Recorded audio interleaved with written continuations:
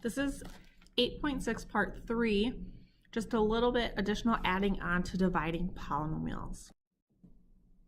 So here's the remainder theorem. The remainder theorem is when the polynomial p is divided by x minus a, then p of a equals the remainder. So essentially, if you set x minus a equal to 0, solve for a, and plug it in, substitute it into the polynomial, then it gives you the remainder.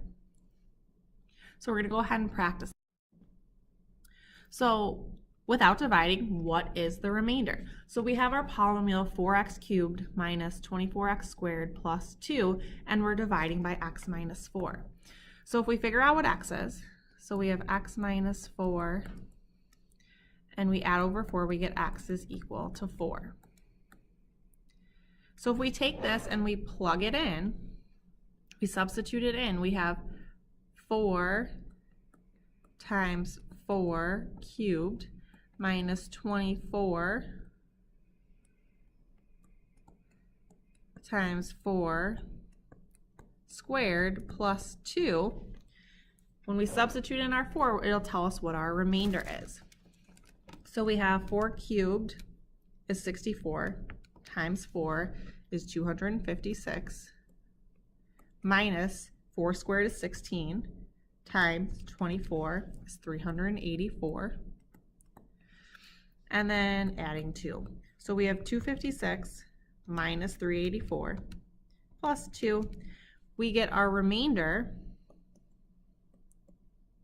is equal to negative 126. So if we were to divide this synthetically, we would end up with a remainder of negative 126 at the end of our division. So now let's go ahead and try this example. So find p of 3. So this means we have x minus 3. We want to substitute in 3. So we have p of 3 equals, wherever we see an x, we're going to plug in a 3.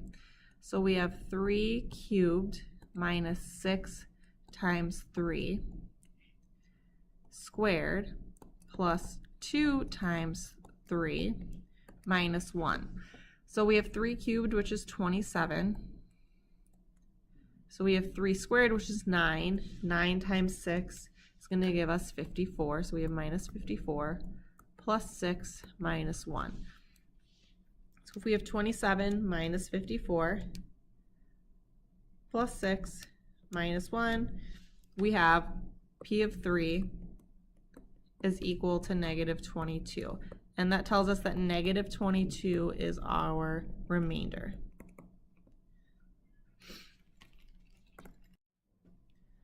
So if we plug in our 0, we figure out what our remainder is going to be. But if our remainder is 0, that means that we have a 0 to our function.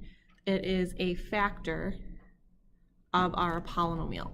So if we want to verify that x equals negative 3 is a 0, that means if we plug in negative 3, we should get that our function is 0 at the end. So I have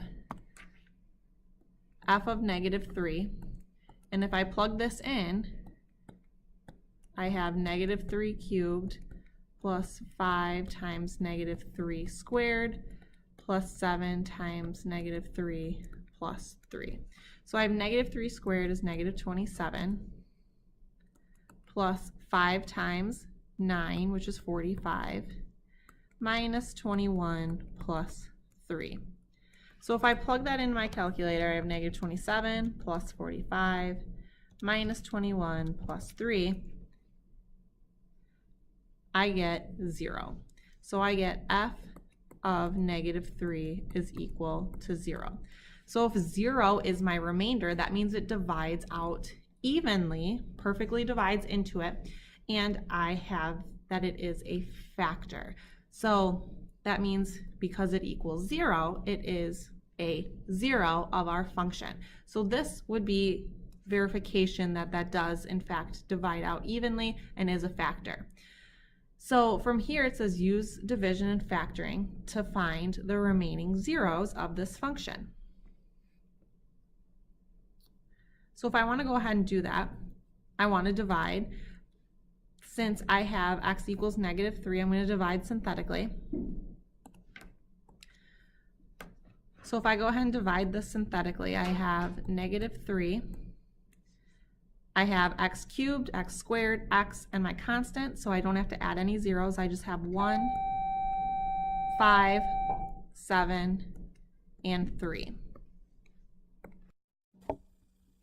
So we go ahead and drop down our first number. Negative 3 times 1 is going to give us negative 3. We add them up. 5 plus negative 3 is 2. 2 times negative 3 is negative 6. 7 plus negative 6 is going to be 1. And negative 3 times 1 is negative 3. When we add those up, we get 0. And we know we should get that because it should divide out evenly with no remainder because we verified that this was a 0. So if we write out our answer, we have x squared plus 2x plus 1. So our direction said that we wanted to verify it was a 0, which we did, use division, which we did, and now factor to find the remaining zeros. So we have x squared plus 2x plus 1. Since we don't have a lead coefficient, we want to just factor. And when we factor, we want to think what adds to 2 and multiplies to 1. So the only things that multiply to 1 is 1 and 1. So we have 1 times 1 is 1, and if they're both positive, they add to 2. So we have x plus 1 times x plus 1. So verify that it is a 0. Use synthetic division and factoring to find the remaining zeros. So we know that our first 0 is x equals negative 3.